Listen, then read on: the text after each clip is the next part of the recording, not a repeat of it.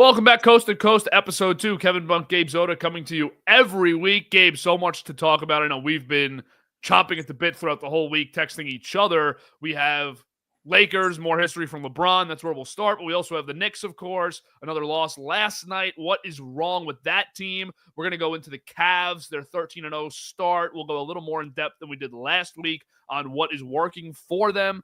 And also the Miami Heat. Is the Miami Heat culture overrated? Is it an elite culture? Is Pat Riley a great team builder, as many suggest? This is all sparked after the odd loss by Eric Spoelstra the other night where he called the timeout, got the technical foul. But we're not going to rip him for that too much, I don't think. But we're going to get into the Miami Heat. And, of course, Bronny as well. Then some big performances around the league. But let's start before we get to that Bronny segment and G League and everything else. Lakers beat Memphis, Gabe, and more history from LeBron. I know you put out a video this morning, but you want to just go a little deeper into your thoughts? Well, I'm doing great. Thank you for asking, Kevin. Jesus Christ. Anyway, great performance by Bron. That game in of itself it showed you why or how important LeBron James is still to this team. There was a big argument, and the big difference with this team this year was J.J. Redick's philosophy of making Anthony Davis the quote-unquote hub of the offense. That was a big quote, a big buzz quote going around the circles for the Lakers saying, hey, we want to make this guy the Wilt Chamberlain that he can be. And that's all great and fun and games, but at the end of the game, when it's close, LeBron needs to be the guy, right? Mm-hmm. That is why, and it's been done so perfectly by JJ Redick to not have him on the ball for most of the game. So at the end of the game, when it really starts to matter, LeBron can be more on ball, more dominant, and be that kind of clutch LeBron guy self that we know that he is and can be. And that's what he showed last night. Right now, he's averaging more picks than he's ever had in his life. He's playing more off ball than he ever had in his career. His usage rate is low. And the reason why is because, yes, he is older. He is 39. But when the game matters the most, you want him to be as fresh as possible. And he shows what he could do when he's as fresh as possible at the end of games.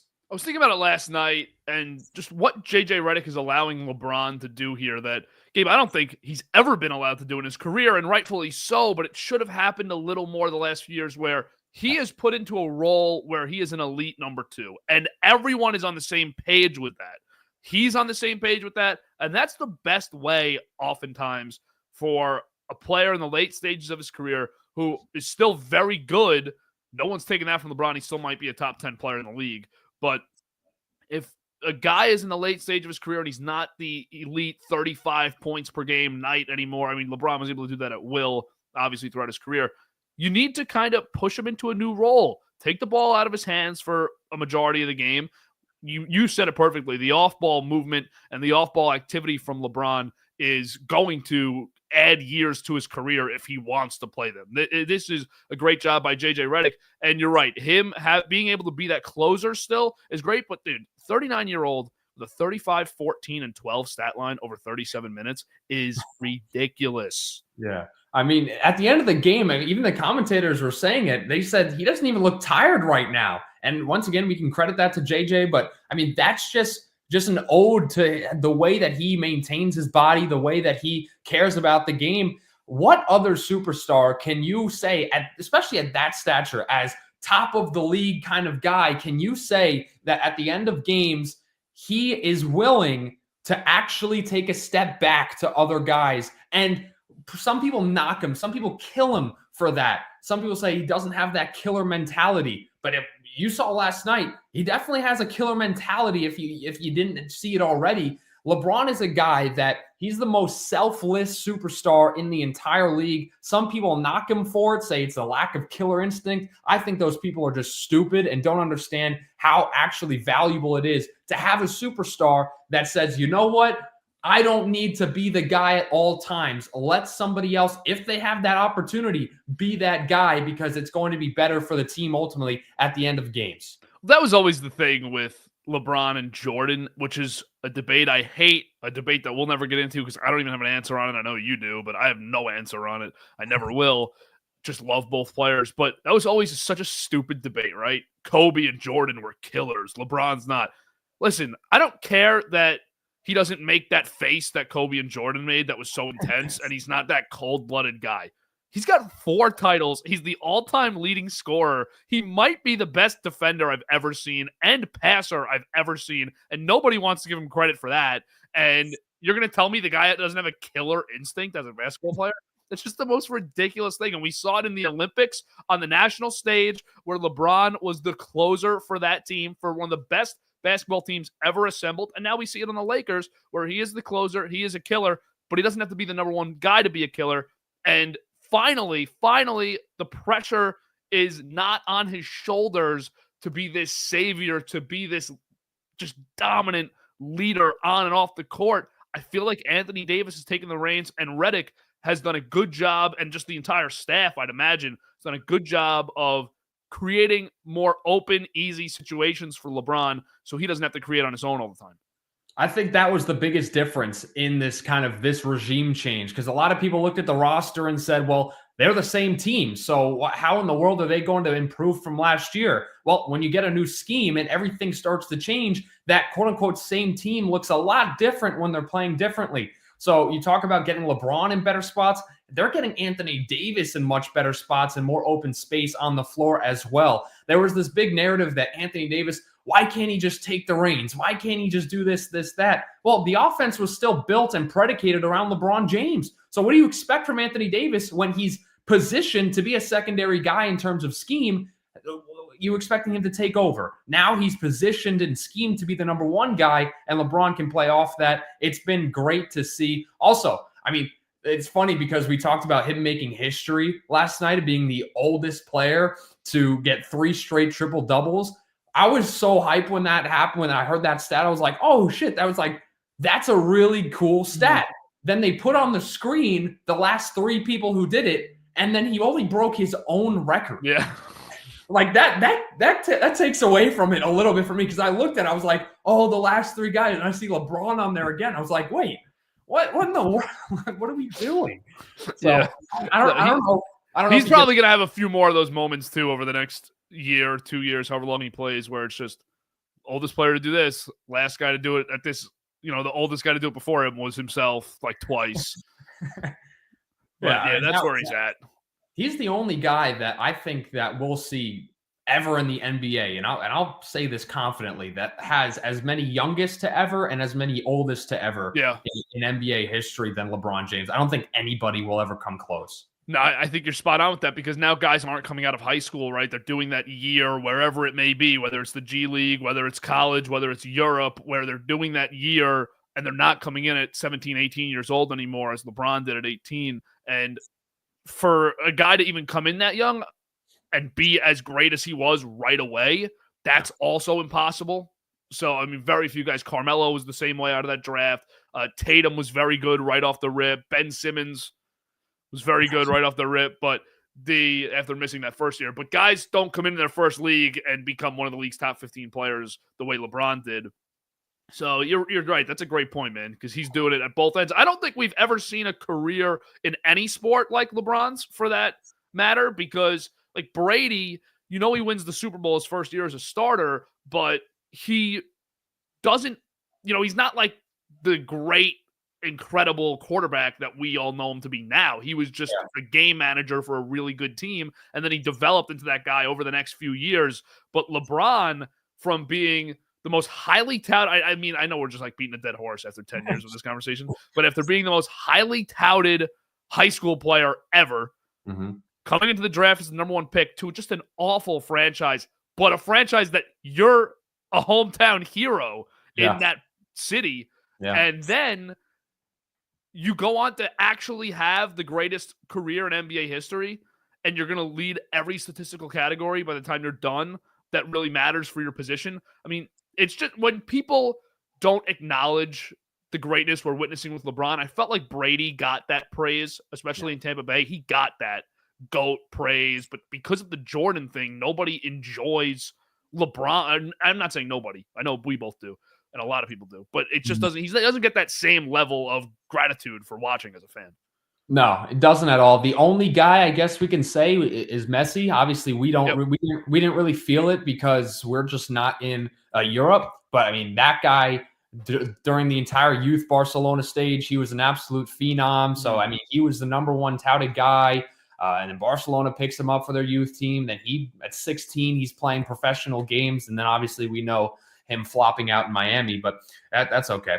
But I guess that's the only comparison that you can really do, you know? Yep. Good one there. I want to go to one negative with the Lakers. Oh, you would have I'm sure you watched the game last night. Whereas yeah, I was busy. I was watching Hofstra and the Lakers same time. Yeah, I was at only Hofstra, and I did a highlights and box score watch of the Lakers afterwards.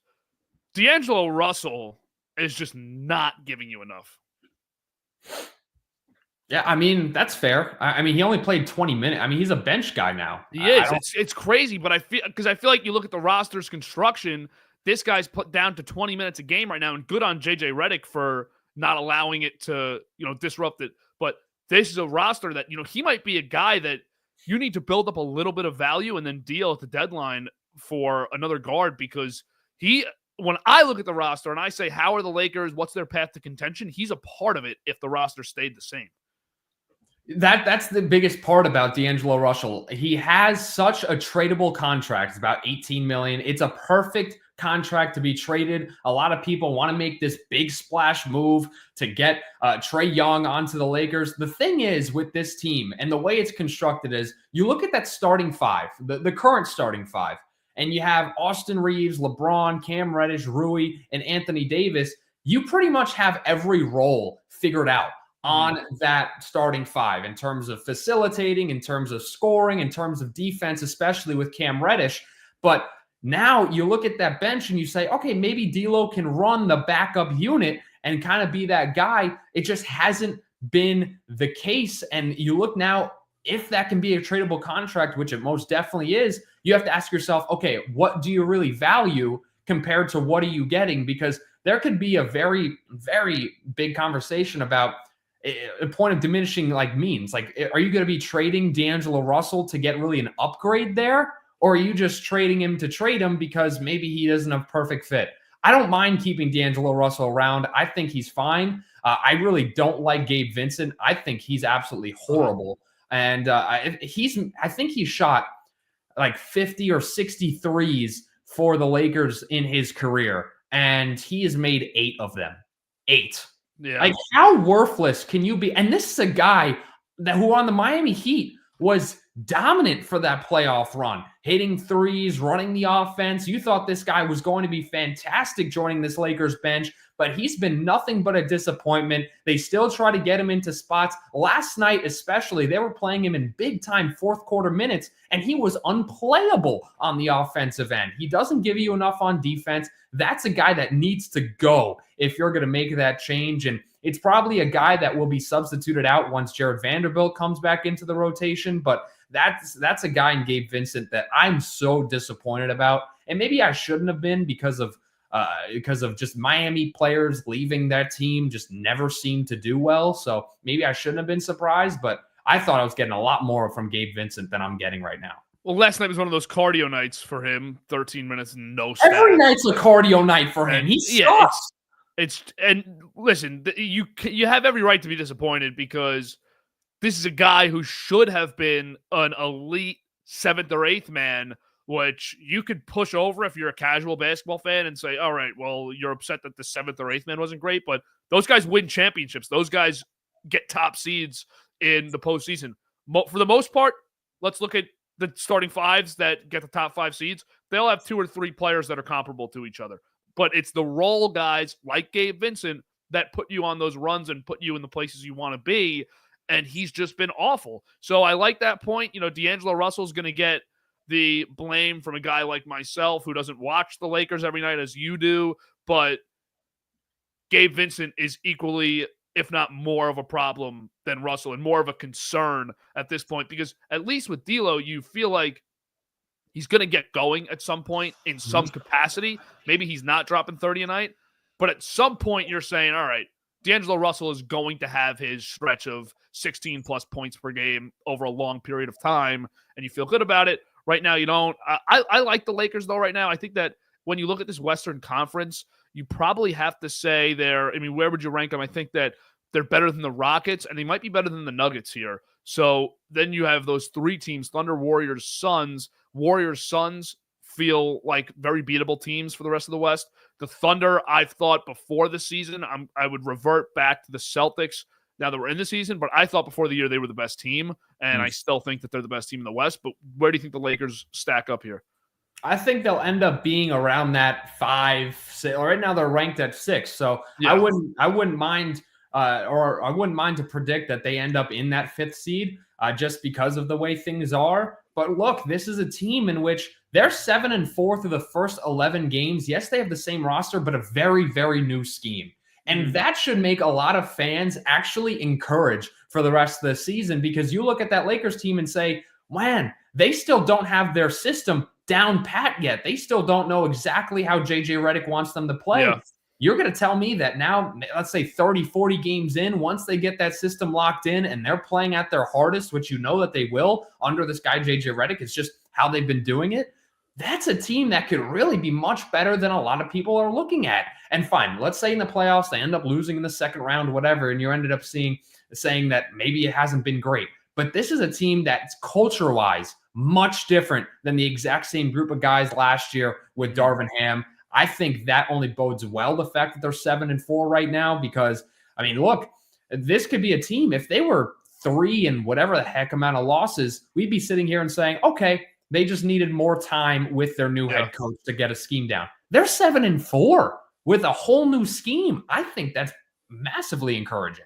Yeah, nobody ever discusses the coach coming into a team with the same roster as like a chemistry building point. Yeah. But whenever there's new players under a same coach, or a team just adds 3 or 4 new key pieces, they say, oh, well, they have to gel together. Well, that happens in a scheme because now these chess pieces, the players are in completely different roles. So for some guys, it's almost like they are new players being added to this team, and they need to figure out now how they fit and where they fit. And I think that could be an issue with D'Angelo Russell here. You see, like a guy like Rui Hachimura. I mean, you could look at him, and I think he's a very good basketball player. I like Rui a lot. I think all around he is such a solid player. Yeah. But he's the type of guy that after 3 months in a system, he might stay the same and be a solid basketball player.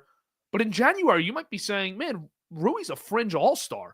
You know, sometimes those guys under the new schemes can really develop nicely, and they need chemistry to play as well with a new coach. So I'm excited about the Lakers. Let's go to the G League Lakers here. I know that that's something that I really don't want to do and we don't want to do, but this was too big a story yesterday that Bronny's not playing in the road games.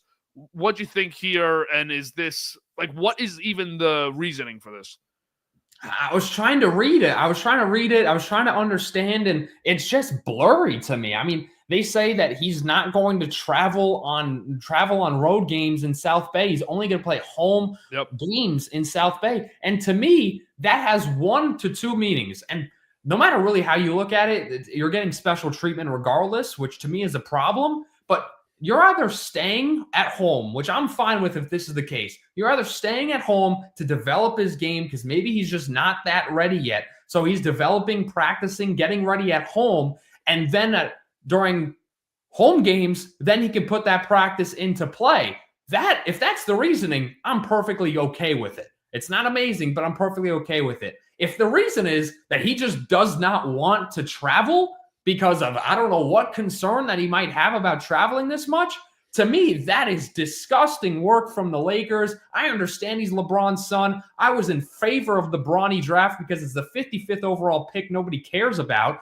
But you cannot sit there. If you're Bronny James, you cannot sit there and say, I don't want any preferential treatment. I don't want to be treated much differently than the next guy over. But at the same time, say, I'm not going to travel to away games with the rest of the team. That sends a terrible message to not only the organization, but the teammates on that South Bay team, because they're looking at, oh, this guy Bronny, he only scored 6 points for us, but he doesn't have to travel, but we have to bust our ass traveling to every game. To me, that's just not the way you run an organization. Bronny's a guy that I always have thought of to be a guy that he just likes to put his head down and work. Mm-hmm. And to me, this seems like anything but that. Yeah. I would love until more details come out, but it does. No matter which way you look at it, to me, it doesn't look good. No, it doesn't. And I would agree with you. I don't know if I was in favor of the Bronny draft pick, but I definitely wasn't on the bus of, oh my God, this is ridiculous nepotism. He's not a good basketball player. I can't believe that they're picking him. I don't hate nepotism in that way because I think any of us would do the same for our sons and for our families if we were in this position. So it's a little hypocritical to complain about it. But Bronny was a guy that I always thought, if he could have actually developed maybe at a mid-major school, if they could have just said, hey, I get, and I'm sure LeBron has an ego in this. I'm not even saying that as a knock on him, but naturally, I'm sure that when you're considered by many as the greatest basketball player of all time and probably considered by yourself as he should be, then you are going to say, I don't want my son to be playing at Iona or at like a school that is just a mid-major, low tier, but good basketball program. I thought he needed to go to a school like that, a school that doesn't have high expectations, has a chance to play March Madness, but needs to win their conference tournament, one of those mid-tier schools, and become their premier guy and develop that way. And I thought he could have. And Gabe, as we know, those premier guys end up in the NBA. So I thought Bronny had a path to the NBA no matter what. I thought he was going to get there. He's too good of an athlete not to have gotten there. And he seems, as you said, he seems to work too hard to not get there. But the way that this has all been handled, from coming out earlier than he probably should have to the draft and getting drafted earlier, and I'm fine with the Lakers making the pick. They're not getting a real player anyways there at 55. It's always a developmental pick, especially with how watered down the draft is. But now to this, playing him those first few games, it was cool. Got him on the court with LeBron. I was fine with that. How many opportunities will you ever get to see that in the NBA? Probably never again. So all of that was cool, but just overall the way they've handled it, it's now becoming a detriment to him. If this isn't his call and this is something above him, it's a detriment to his development. A kid who could be a good player in the NBA, a good bench scorer in the NBA, and a good top-of-the-arc defender in professional basketball, it's becoming a detriment to him, and that's where I hate to see this. But, Gabe, so odd that there's just no details here. Yeah, I there was one that I got that said this was a decision made by like the James kind of association, right? Like that's how vague it was. It wasn't like it was something that Bronny wanted to do. It wasn't made to be at something that LeBron told the league to do. Like it was just like it was made by this collective James unit, and we don't know if that's Rich Paul. We don't know if that's anybody else, maybe Buss and the family with the James family. Like we have no idea. And to me, that in of itself just doesn't bode well. It doesn't feel right. It doesn't feel genuine for this kid's growth, because that's a great point. It only stunts his growth and the way that he's seen in the league circles if this is the preferential treatment that he's getting. Mm-hmm. All right, let's move on here to the Knicks. Odd situation there with Bronny. Knicks lose last night to the Bulls. They had that great comeback, the 17-0 run. A lot of thoughts here. Cat offensively, this is why you just can't regret that trade at all. Cat on offense, it's easy. He's having the best year of his career right now. Not even close. By far the best year of his entire career, which has been a very good one. But the Knicks have a few issues. I think that their biggest problem is an obvious one, and it is first their depth and then their defense. But not having Mitchell Robinson is killing this team, because you can see completely where Leon Rose factored him in as an essential piece to building this roster. But Gabe, last night off the bench, like you finally get Campaign in the lineup playing 11 minutes or 11 points over 20-something minutes. And then Deuce McBride lays an egg with 2 points. They just can't get two guys off the bench to play well. If you look at this team's offensive rating, we'll go down the list. Boston Celtics are 1. The Cleveland Cavaliers are 2. The Golden State Warriors are 3. Their records 10-3, 13-0, 9-2. The fourth best offensive rating in the league are the New York Knicks, and they are under 500. That, to me, tells me everything I need to know about the New York Knicks right now, because if you contrast that with the defensive rating, they currently sit in 20th in the league. And this is a Tom Thibodeau team. And we all know with Tom Thibodeau teams, we don't care much about offense. It's the grit, it's the hustle on the defensive end. And you're not getting any of that to the extent that you need to, especially at the rim with this New York Knicks team. And we could go all about, oh, they're playing their starters too long. Oh, they don't have Mitchell Robinson back.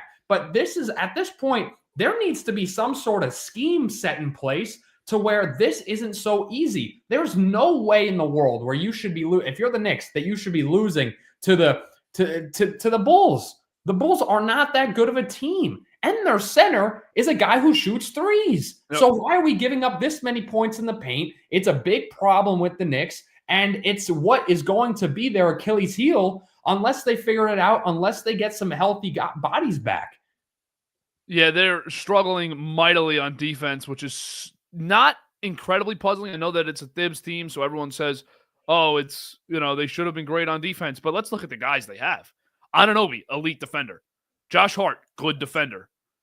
Karl-Anthony Towns, not a good defender. Mikal Bridges, not a good defender. James Wilson, not a good defender. Deuce McBride, good defender, but he's not good enough to play 35 minutes a night. So you can't replace Brunson with him, and you can't put both of them on the court for too long in a game because they're going to get picked apart by size disadvantages and mismatches. Cam Payne, not a defender. Matt Ryan, not even going to acknowledge him in this. And Jericho Sims is not the rim protector that he was drafted to be. So they actually only have one really good defender on the roster and one good defender after him in Hart. I really don't think Bridges is a good defender on the wing, at least right now. Another guy that probably has to gel with his coach a little bit and learn some stuff from him. But they have two elite defenders on the bench. Well, not on the bench, on injury reserve right now. And Mitchell Robinson and Precious Achiuwa, who will bring incredible change to that paint scoring number that their opponents have right now. Gabe, when Precious Achiuwa comes back, let me see, what's the timeline here? Because I think there is a really so it just remains out indefinitely, but is doing on-court work right now. So you'd hope he's back within the next 4 or 5 weeks. Yeah. How would you lay out your starting lineup? I think Achiuwa has to be a part of it. Yeah, Achiuwa is part of my rotation. I don't know. The biggest thing is with moving Cat to the 4 is what in the world do you do with OG Anunoby? Because if you still want to play OG Anunoby on the starting lineup, then what do you do with Mikal Bridges? And if you still want to do with Mikal Bridges in the lineup, then what do you do with Josh Hart? And if you know what I'm saying? So you kind of get backed up in that situation and find the easy situation is just to go, oh, Josh Hart hits the bench. Then you got Mikal Bridges, OG Anunoby, and then you have a big Cat and Mitchell Robinson be your 4 and 5. But let's just stick with that 4 and 5 right now, right? You're going to have Karl-Anthony Towns be the 4. You need to have Mitchell Robinson be the 5 and the starting lineup. You just need that to be the case. The backup, then you get Precious Achiuwa being the backup 4, and then, or he could be a backup 5 as well. He could play that role, that swing. And then the backup to that is, do you then still play Jericho Sims? Do you still then try to put out a Huck Porty? Or do you try to make Precious Achiuwa play all those bench minutes for both of the 4 and the 5? Both of those are, I guess, valid arguments. I don't know which one maybe you're leaning towards, but I think that if you're the Knicks, you need to get Cat in the number 4 spot. Mitch Rob needs to play the 5, and then Precious is either the backup for both of them or he's the backup for one of them, and then you're just hoping for a good spot with that backup center minutes. I like the idea of Hart going to the bench in that whole everyone's healthy scenario, because Hart is a guy that you can still get 28 plus minutes off the bench from because he can fill in at the 2 through 4. You can play that small ball lineup with him at the 4, which they played a lot in the postseason last year, especially against Indiana. And it worked to an extent, but of course, through a 7-game series that didn't work out because he was essentially starting at the 4 against Siakam with Anunoby out. That wouldn't be the case here, but we saw it work a little bit. Obviously, a great rebounder, good passer, just an overall really solid player everywhere and a good defender. But when Achiuwa comes back before Robinson, I would start Achua at the 5, meaning just, Cat is the center. Cat takes the tip off. But really, who's guarding the center? Who's playing the low post, both offensively and defensively? It would be Achua. And who are you expecting to grab you a couple offensive rebounds all night long, maybe 4 or 5 offensive rebounds? Achua is the guy that would be doing that along with Hart off the bench. So I would do that. I think Achua is capable of playing the 5 because he's physical enough for it, and he's just big enough for it. But I don't know, man. It's like you look at the group they have with Anunoby and with Hart and Bridges and Brunson and Cat playing so much. Will they even all be healthy together for this argument to matter? To me, none of this matters because of this. If you want defense, and if Tibbs was serious, he would play Huck Porty. I'm so serious. No, this is I agree with you. It's just funny. I mean, we're probably the only podcast on the planet bringing up Huck Porty every show. Look at Huck Porty's defensive stats. You have the time right here. I'll yap over it while you look over his defensive accolades in overseas. This is a defensive player of the year candidate overseas, and one of his best attributes is his ability to rim protect. What do the Knicks need more than anything? The ability to protect the rim. And Huck Porty can do exactly that. If you're going to trot out Jericho Sims out there to hope for something, there's no reason why you shouldn't be trying to do the exact same thing with Ariel Huck Porty. Because that's a guy who can get up there. That's a guy who will hustle, make that rotation to get the block when you need it the most. And that's a rotation that Karl Anthony Towns won't make. That's a rotation that maybe Jericho Sims might not make. So I'm serious. I know I sound like maybe a crazed lunatic when I say this, but you need to play this guy because he has all the abilities that you are lacking in right now. He has 4 blocks in 6 minutes played this year. Yeah. I know they're garbage time minutes, but it's not like the guy shooting wasn't trying to make the shot. Yeah, I don't like. That's what I'm saying. Like, but Sims is even if Huck Porty wasn't a proven rim protector overseas, let's say he wasn't, and he's just a 7-foot center who you really know nothing about. He's worth playing because Sims is giving you nothing. Mm-hmm. He's actually a negative on the court. Yeah. He's a negative, and I'll give him a little bit more credit. Right, in the last couple of games, I've seen some better plays. Like there was a game against in their first when they beat the 76ers. He got a block against the Bucks a couple games ago. He showed a couple nice little flashes, but the Bucks are nothing special anyway. We've well documented that. But I mean, there's no reason. Everyone says, "Oh, you need to earn your time with Tibbs. You need to do this." That's a problem if you're Tom Thibodeau. You have a guy on the bench who's willing to die on that court. You better play that guy, especially when your biggest deficit is his greatest asset. You're only shooting yourself in the foot at that point. Yep, absolutely. You want to talk rim protectors? We can go to Cleveland here. 13-0. Obviously, Jared Allen, one of my favorite players in the league, but he is terrific. I think, we didn't even mention it last week, and we both know it, and everyone really knows it that follows the NBA. Yeah. The fact that Kenny Atkinson is back with Allen and LeVert, 2 of the guys that he developed and were ultimately shipped out along with Atkinson to build that attempt at a super team. It's pretty poetic that the Nets have just really embraced the rebuild this offseason and have a new young crop coming in and a new coach. But Atkinson's over in Cleveland leading the best team in the NBA right now with key guys from that Nets team. This story has been such a nice surprise to start the NBA season. Yeah, I touched on it briefly last week. I said he had that familiarity. Yes, you did.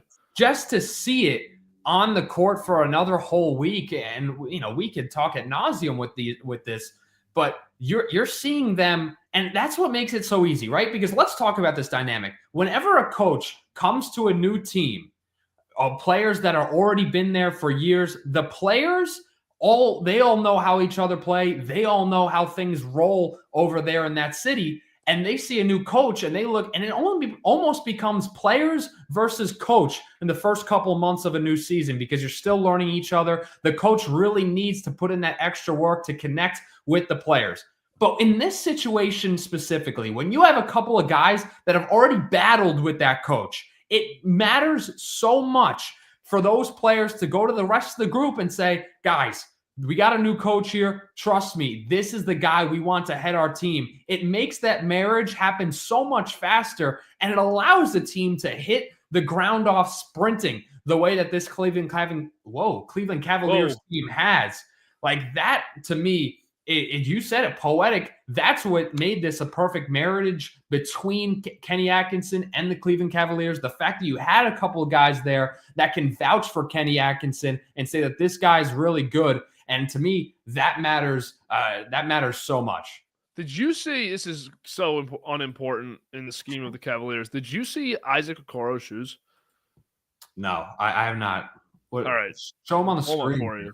Yeah, Isaac Okoro was, by the way, big bust, Isaac Okoro. Yeah, big bust. He was the final Woj bomb ever. Yeah, he was. And he wore these shoes. I got two different angles of them. He wore these shoes, and they're like the Woj bomb shoes. It was a tribute to Woj. Oh, okay. And so this is the first look of them. Okay. On the back of him, kind of a clean shoe. He's got, I forget what brand this is, but he's like, it's got some random brand shoe. Sure. And on the back of him, he's got the Woj bomb thing. Wow. Bomb. Oh, yeah. Holo basketball. That's what it is. That's actually pretty cool, bro. Like, I don't know. Like, I would never wear them, but like for him, that's really cool. It's something that, fine, his career isn't really all that great, but the fact that you can have something be like, hey, this is kind of important to me. I want to, pay homage to Woj there, and got some pretty clean sneakers there. So I don't know. That's pretty dope. That's pretty dope. I thought that was a cool one. I mean, Woj definitely probably the most significant journalist in the history of American pro sports. Just the cultural impact that he had, and now at St. Bonaventures as their general manager running their program, their basketball program. But he that was a cool little thing last night. But back to the Cavs as a team, you watch this team, and Okoro is really the worst player playing in a 10-man rotation, which is a great depth thing. To be able to have that many players and he's your worst guy out of 10, that is, the depth on this team is off the charts, and they just play a great brand of basketball. But are you at the point here yet where you're saying they are a top 3 or 4 team in the league for certain? Top 3, 4 in the league. Oh, man. It's tough because when you're looking at contenders, they're the last undefeated team left now, 13-0. But like, are they legit? I mean, you have to say they're legit. They're one of the top, one of the top best offensive rating teams, and they're the 6th best defensive rated team. So that to me matters a lot. No matter who you're playing, you're showing the correct habits on the court. So that to me puts them in the conversation of top 5. But you look at top 3, no one's going to say anything but Boston. I think OKC is number 2 right there. They were one of the favorites going into this year. And then it's really a take or pick of Western Conference teams of who you would rather there. And that's where you get pretty subjective results.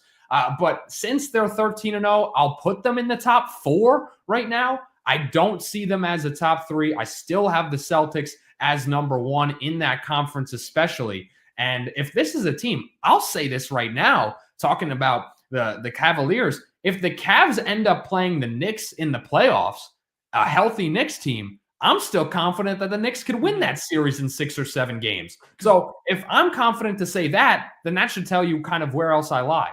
Where I'm having issues with Cleveland right now is just thinking about how this team projects in the postseason. They're at a point where I don't know what their draft capital looks like, but they need to upgrade at their 3rd option or 4th option before the postseason. They need to get a legit 2-way player, and maybe not even 2-way, but just another real offensive threat out here. Not a guy that could just pop off one night and disappear for 3. They need a serious threat here. So I would overpay if I was them and just make sure you are going all in right now, because when you look at the teams, even in the Eastern Conference, Western Conference is better than the East. We talked about that last week. But if you look at just the Eastern Conference competition to get to the finals, there are few teams that Donovan Mitchell would be the best player on, I think. And he's a very good player. We know that. But He is as poor as you can do as the number one as a top 10 team in the NBA right now. And there's a lot of teams who, I mean, maybe I'm nuts. Maybe I'm a casual with Cleveland, and I really do like this team, so I don't want it to be like I'm hating on them. But there's a lot of teams with two guys better than Donovan Mitchell in that top 10 group. So I know they have the depth, but how much confidence do I have in guys like Niang, Merrill, Okaro, Dean Wade, Ty Jerome in the postseason? Probably none. And the big wild card for this team for me is Evan Mobley, because he's been awful in the postseason in a limited sample. He just gets really, really embarrassed in these physical games. But I don't know. It's exciting. I don't want to take anything away from them. But of course, we have to do the long-term projection convo for 13. Well, how about this? For that fourth, fifth option, the Cleveland Cavaliers need a guy like Rui Hachimura. They need a guy like OG Anunoby. And let me give you one. Maybe he's not. They need a guy like what Kevin Love was in the league. A guy that doesn't need the ball, but will dominate in his role, can hit a three-point shot. And I think we can make up a pretty serious trade here to say, hey, Evan Mobley, you could be on the trading block here. I don't think he's all that needed. I think he could be a guy that could be a really sexy piece in trade pieces, in trade proposals, to get a guy like, I don't know, maybe a Naz Reid from the Timberwolves, a guy like that who's a tertiary scorer, but can rain on teams when it matters and can have a decent defensive impact as well. You get a guy like that, and I think that does so much more for the Cavaliers than Evan Mobley does on this team. You had to weigh that option, right? Because the Knicks did that last year when you knew they had a good team. You knew that they were a top 3 team, but they said, you know what does RJ Barrett do for us that OG Anunoby can't be better at? Yeah. And you have to weigh that option with those players and say, you know what, we're going all in for this, and we are going to upgrade and add a skill set that maybe we have a little bit, but we need it more consistent, and we need it on a nightly basis, and we need an energy that this player doesn't provide. So you have to make tough decisions as a general manager here, especially with a team like Cleveland, because you have the group to compete, but you might not have that right final piece that can really glue it all together when it matters. Because, Gabe, if you asked a Cleveland fan, a good Cleveland fan who's honest about their team, they don't have any expectation to beat Boston in the postseason, and that's who you're chasing here. So you need to get to a point where you can beat Boston, and maybe they can with a good deadline if, teams aren't always just healthy and paper roster by the time the playoffs come around. We know that if Porzingis is out, if the Celtics lose another guy, I still think the Celtics would beat them with Tatum, Brown, and enough guys playing. If Tatum, Brown, Holiday are playing, the Celtics are better than this team. But you never know what the case is. You don't want to fall short this year with Cleveland, but you do have a nice future now that you know that you have a coach. Let's go to the Heat here. We had a conversation earlier in the week about Heat culture, and then we wanted to save the rest of it for this show. But just how good are the Heat on a yearly basis? Are they really this feared contender that everyone suggests they are? Or did they just have a run in an odd year in 2020 where COVID just disrupted the whole season, and they came in and went on this magical run in the bubble? Well, I think the Miami Heat, as constructed in 2020, were good, but they also had some, they had a little bit of luck. Their shooting was spectacular as well in that postseason. But that was a good roster in 2020 with guys like Jay Crowder. You had Dragic, you had Bam, who was being a stud. You had Jimmy Butler at the height of his powers. That's a good core, but they've only downgraded ever since then. And so it's made that run look like a lot more of a fluke. And then you had a couple years ago with the Caleb Martin team, Gabe Vincent, and you were like, okay, yes, that 8 seed run. And you're like, okay, this is kind of that miracle run. Can they build off this? And guess what they did? They didn't build off of it. That's where I put into question Pat Riley. And this is what I was talking about for you before. I said, Pat Riley, they always say he has a plan. He's got no plan. He doesn't know what he's doing anymore as a general manager. I don't like Pat Riley at the top of a basketball decision-making point anymore because his philosophy obviously isn't working. He tried to be the Spurs. He tried to get these oddball players that you've never heard of and make them great. And guess what? That isn't working. You talk about Heat culture. What is Heat culture? Being a nothing in the regular season and then hoping one guy bails you out and Jimmy Butler in the playoffs, that doesn't work either. So if you're going to sit here and tell me that the Heat are going to be this mystical team or that anybody is scared of the Miami Heat, then you're looking entirely wrong and you're in a bit of delusion, because to me, this whole Heat culture thing, it's a cool slogan. It really is. It means great things, but this team does not embody anything of that. And especially the way that they make these decisions, they just don't look like they care. And that's why no free agent goes to Miami.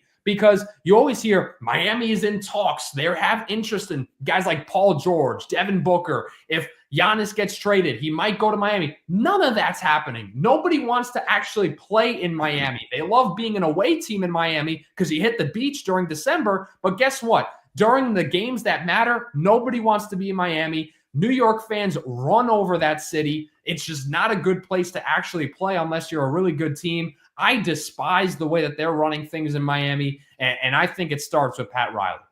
And this is the year that I have to see them trade Jimmy Butler and actually go into a little bit of a rebuild, retool, even if they're in playoff contention. Jimmy Butler's 35 years old. You know what a team like Cleveland would do for his services at the deadline and say, hey, we'll give you 4 first-round picks and a player to get this guy on our team, because playoff Jimmy, to an extent, is real. That is something that is serious, and he's got 1 or 2 more runs here at a title before he becomes ineffective now at 35 years old. We talked about it with LeBron earlier. How many guys survive past 35 as real contributors? Almost none. I'm not going to assume Jimmy Butler will be the exception, as great as he is and as physically in shape as he is, but this is the season that I need to see them make that move. I do think Bam Adebayo is the most underrated player in the NBA. I think he is terrific, but that's your centerpiece. He's 27 years old. Build around him. Start fresh. You look at the roster, Gabe. They're 4-6 right now. This is just, it's not a good roster. Tyler Hero never really turned into this like superstar third option that we thought he might be. He bought into his own hype. That's way too much. Terry Rozier is on this squad. They have Nikola Jovic now, and then Duncan Robinson never panned out, but he's another one of those random guys that they ended up getting, and they got what they could out of him, but how much can you rely on him to have ever gotten better? He never did. Haywood Highsmith, Alec Burks, Josh Richardson, Kevin Love still on this squad. Jamie Jacques Jr. is still on. I mean, this is not a very good team here. And Spoelstra, I think, is the 3rd or 4th best coach in the NBA. I'm very high on Spoelstra.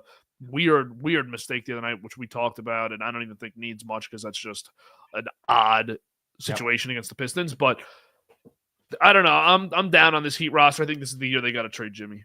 Yeah, I'm totally down to trade Jimmy Butler. I think that nobody in their right mind today, if you're an honest fan, can tell you that Jimmy Butler is a number 1 option on a championship winning team. That's just not the case. That's what he's quote unquote billed to be with the Miami Heat. It's not going to happen. And if they want to actually have success with this team and this franchise, that's where you have to start. And fine, you can give him all the ceremonies you want. You could show him all the love you want for what he put into this team and the actual effort that he cared about this team. But you cannot tell me, if you're thinking on basketball reasons only, that Jimmy Butler is going to be the answer there. He's not the answer anymore. You mentioned his age. Get him out of that team before it's way too late, because we know with Jimmy Butler as well, hey, he's also, if things start to go south with Jimmy Butler, he might start doing some antics. I'm not putting that out of the equation as well, even with his age. So get that problem out as soon as you possibly can. This trade deadline needs to be the year that Jimmy Butler is not on this team.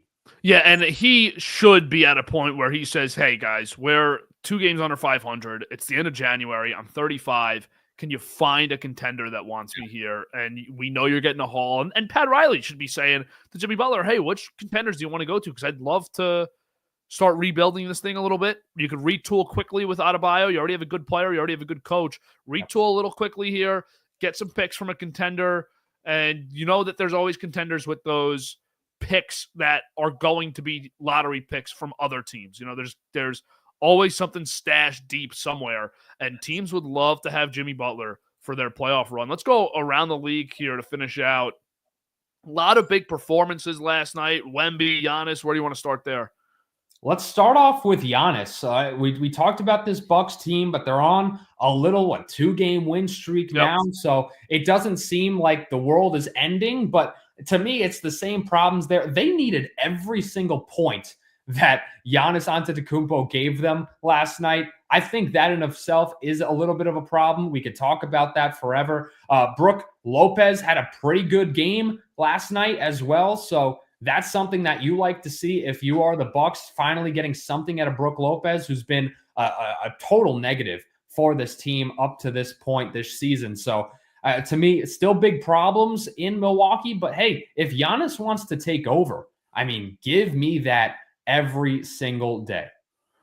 Do you think they would reverse the Drew Holiday trade if they could right now? Yes. That trade was, in hindsight, I think at the time, I even thought Holiday, very good player. Obviously, getting Dame was the right move, though. Get Dame on your team, figure out the rest.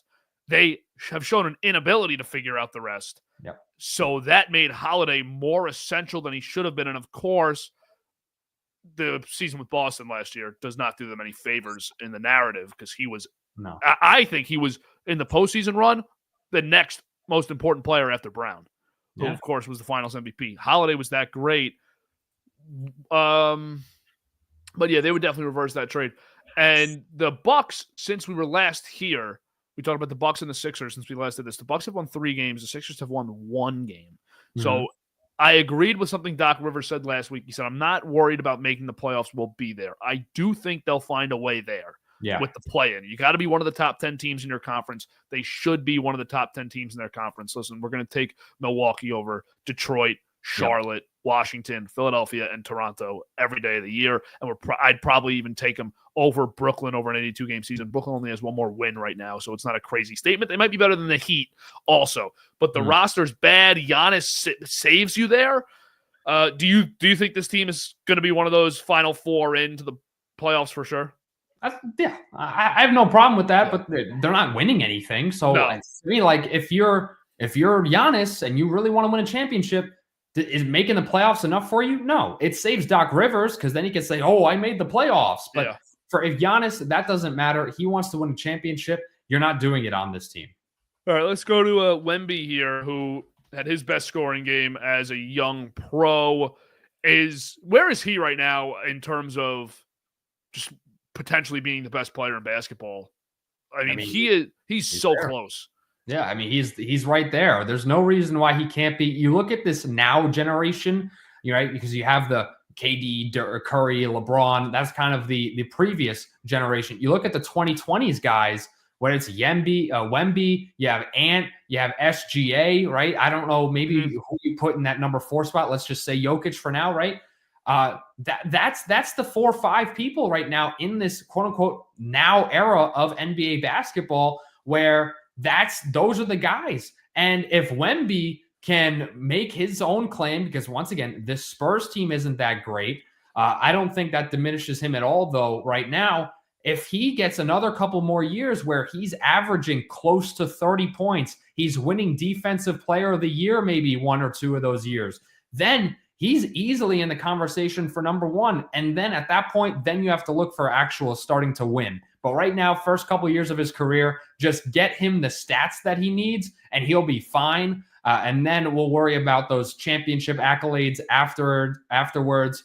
I think that's kind of the path for Wembanyama right now. I also, was reading this article a week or 2 ago. I should have sent it to you about how the NBA peaked in viewership 10, 11 years ago, and now they're taking a dip, which we know the last few years they've taken a hit in viewership, especially in the postseason. But their marketing contingent in the NBA and the commissioner's office, they're trying to identify who is the star that will draw the ratings the way that Durant, LeBron, and Curry did 10 years ago at their peak. And I'm thinking about it, and I'm saying, well, who would it be right now? I think that there's too good of players right now to say that there's not a talent, that there's a talent issue for viewership. Wemby is obviously one of those guys that should, if marketed properly, and if the Spurs get their act together, develop into the face of the league. Yeah. Anthony Edwards is so exciting, and Jokic is very exciting to watch also, but I'm having trouble when considering the fact that most of these guys are in the Western Conference and the markets of the teams, actually thinking about being excited to watch them the way I was excited to watch LeBron, Durant, and Curry play 10 years ago. That was just a different era. Yeah, I know for a fact, even because a lot of people in the grand scheme, they see OKC and they're like, oh, well, I mean, Oklahoma City, it's not, dude, the playoffs in OKC, there might not be a better NBA atmosphere than OKC in the playoffs. So to me, that makes a lot of the reason why that hype happened.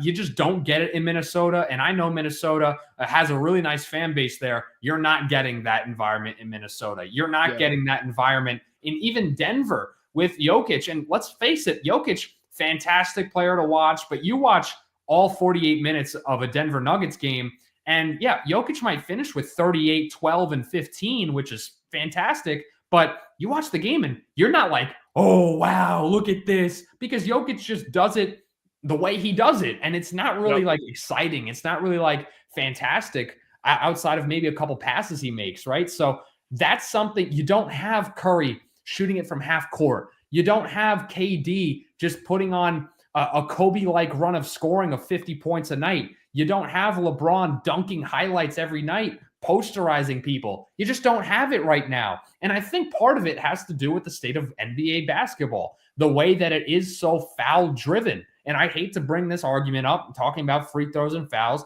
but look at SGA. Look at Embiid. Those are premier players in the league. You watch them play, and I don't know how people can be fans of these guys, because all they do is just get into the lane, do some awkward movement, and get fouled. That's not exciting. That's not fun to watch. And you could look at that turn as, I know Trae Young is like the poster child of the foul baiting era. Yeah. And he really was the first guy. Harden was probably the first guy to completely master it. But then Young was the first guy to master it and get absolutely ridiculed for it. And that was kind of the turning point.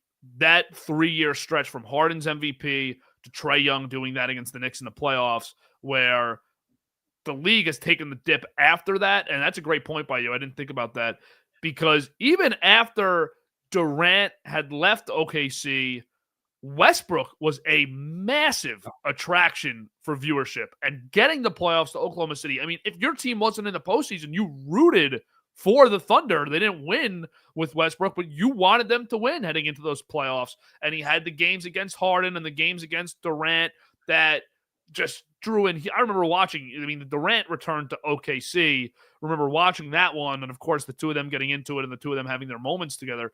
But yeah, that foul baiting era, which we now see today, I mean, a guy like Brunson does it all night long too. He's another guy. So you have all of these premier guards who aren't shooting the three ball the way Curry did, because no one's ever shot three ball the way Curry has, and they are getting their points at the line, which is a huge problem. And then the fact that your best scoring 7-footer in the league is doing it also in Embiid is really, really bad for the league. Because last year, Brunson versus Embiid, both of them dropping 35 plus a night in the postseason, the games were exciting. The ending of the games were very exciting, but half the game was spent at the free throw line. Yeah. No, it's just not fun to watch anymore. You know, like right now, I mean, Curry just had a fantastic game against the Mavericks. I'd watch that game over any other game right now because of the way Curry did it. Right now, my take, Curry this year, the way that the team is constructed, Curry this year is going to be, we're going to look at it back and say this is the equivalent to what 2018 LeBron was to the Cleveland Cavaliers. I fully believe that. I think Curry is going to drag this team to very far in the playoffs. They're not going to win a championship because, you know, they're probably not even going to get out of the West. But this Curry season right now is probably the closest we've seen in terms of dominance and taking over than we saw with 2018 LeBron. I'm pretty confident with that take. Yeah, he's back. He's doing masterful things, but that's the basketball that I want to watch. I don't want to watch somebody flopping to get to the rim. I just hate that. And whenever I watch it, I just go, all right, here we go. And even with the Lakers, I mean, you know, Anthony Davis does it at times. Austin Reeves, he's like a master at drawing fouls. It's just not fun to watch the basketball product right now, and it's why the NBA viewership's dipping for sure. On the topic of Curry first, he's totally back. Yeah. Shooting 43% from three, which is above his career average. He's got steal 1.8 steals per game, over 6 assists per game. He is all the way back. Yep. I know it's only been 8 games, but this guy is such a master of what he does. And the foul baiting is a huge issue. The Clay, I also think Brian Windhorst did a good job on ESPN a few weeks ago talking about the aspect of storytelling has been pushed out of NBA journalism and media because the Clay game was so much fun because of the storyline of Thompson is back against the Warriors. It's the NBA Cup, and like, you could rip me if you want to. Okay. I think the NBA Cup was it's not this crazy event that I'd hang a banner for, but it was a good touch on the regular season, on what is a boring regular season in the NBA. So that was well done. I like it. I don't love the courts, but I like the NBA Cup and the idea of it. But yeah, there needs to be a little more storytelling, and there needs to be way less foul shots. The free throws are insane, man. That's a great point by you. Yeah, no, I fully agree with that. Are we good with this conversation? I got one more thing because I know you gotta jump out. I just want to get your take. I got one more thing too. So okay, you go first. I wanted to get your take about the Knicks alternate jerseys popped out today. The white with the pinstripes. Now, the past couple of years, they had the same version of this jersey. Yep. This year, it's white. And to me, this is my favorite version of that jersey. Yeah, they have the white version of last year's. I'm trying to find if anyone's put this on Google Images yet, the white version. But I liked last year's blue one a lot. Okay. I need to see the white ones on the court first. Because last year when I saw the blue ones, I felt the same way I feel about the white ones right now. I was kind of like, eh.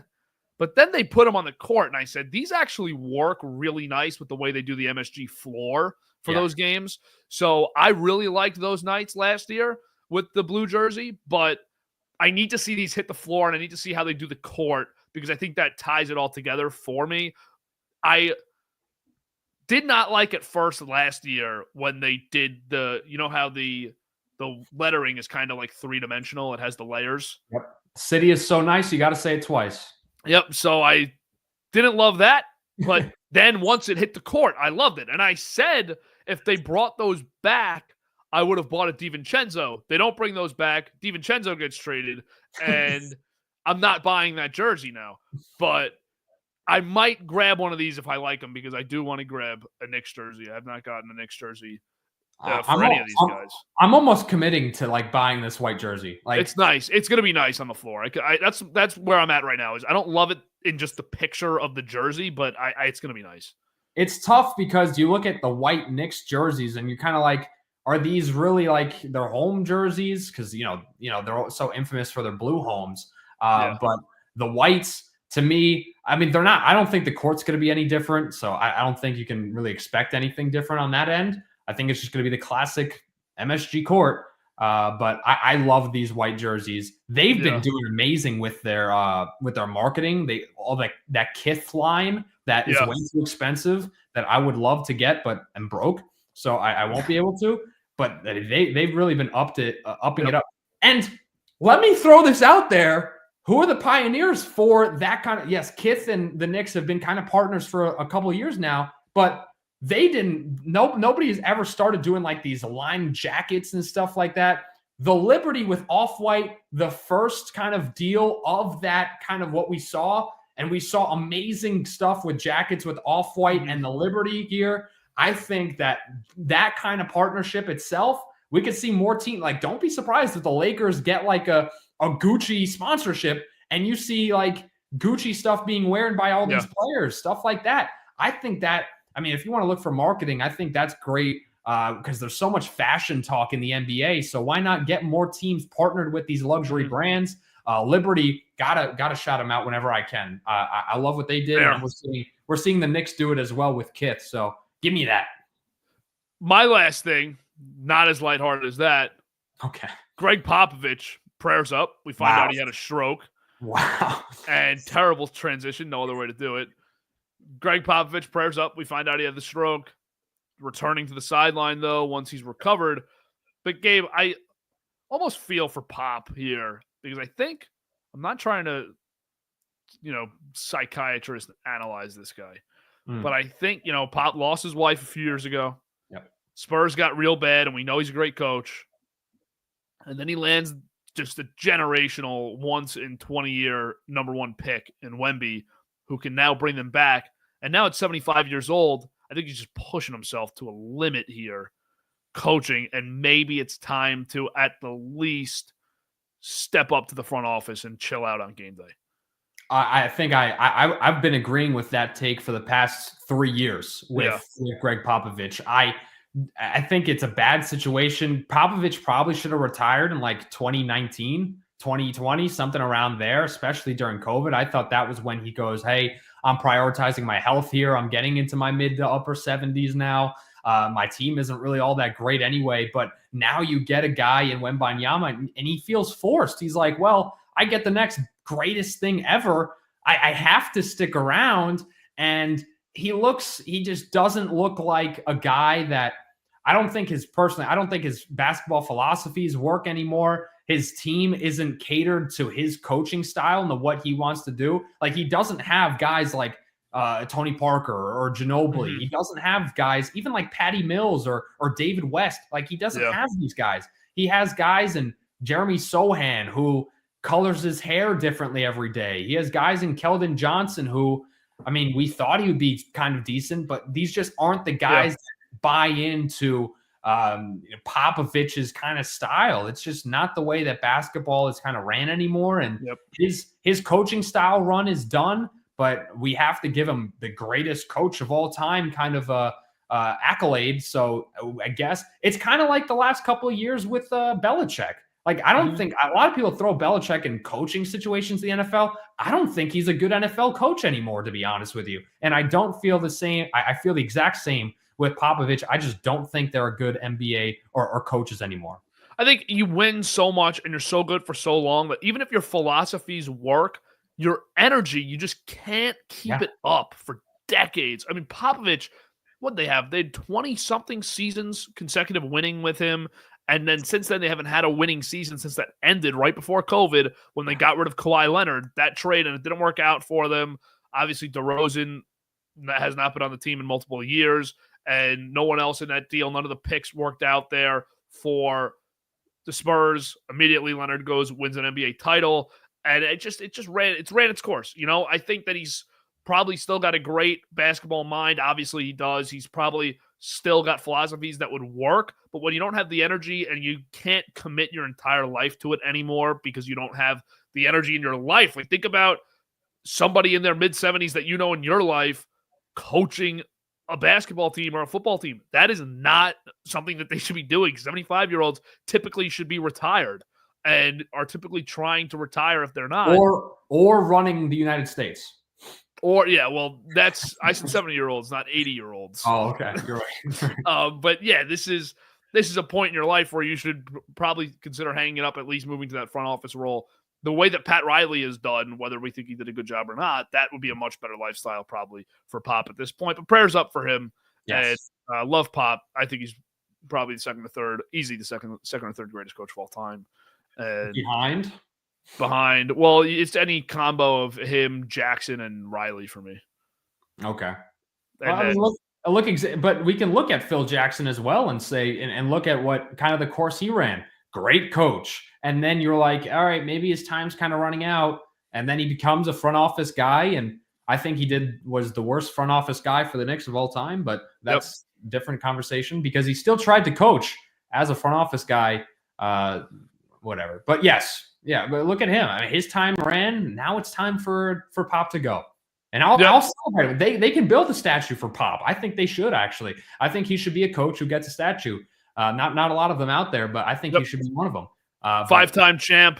Yeah. First pick merchant. No, I'm kidding. But David Robinson, first pick. Tim Duncan, first pick. Wemby, first pick.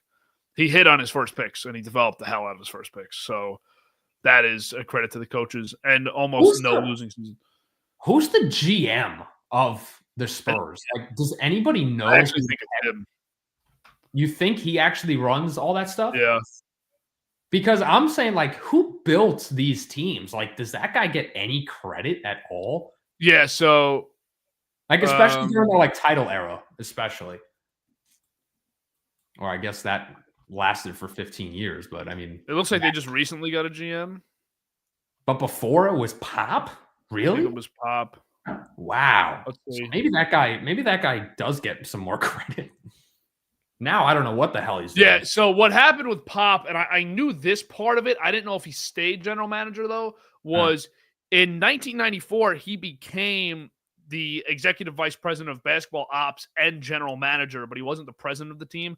But Okay. he called the shots, and he fired the head coach and made himself the head coach and completely tanked it for Duncan and then coached the team to 5 NBA championships. And I think he stayed the general manager for that entire dynasty era of the Spurs. Okay. And then I think they just recently, in the last 5 or 6 years, hired the general manager they have now, who is Brian Wright. Let me see. Brian Wright. So I mean, if you're Pop in your mind, you have to be like, all right, I'm done coaching, but maybe I can tell ownership to tell this GM to screw off, and maybe I become the GM again and don't Yeah. coach. Yep. So Brian Wright was hired. I'm trying to see. All right. So he was hired right after the Kawhi trade. Oh, So he was hired to rebuild that squad after Kawhi got traded. Yeah, he's done a great job. All right, we're gonna wrap it up here, Brian Wright. Once we start talking Brian Wright, the show's over. Yeah. Good second episode, November 14th. Today we'll be back next Thursday, 11 o'clock. Thanks for watching. Make sure to check out the hard line for football. Been a little slow on the bunker. Really busy with the end of the semester coming up here and with broadcasts. So we will continue, though, to put out the bunker as much as we can. But Coast to Coast is a staple of the week. Be on the lookout for the Burrows also over the next few weeks as the owners' meetings come up, the winter meetings in baseball. We'll do some rumor mill discussions there, but that's probably going to be a once-a-month show the rest of the way until it starts up again. So thanks for watching, and we will see you next week.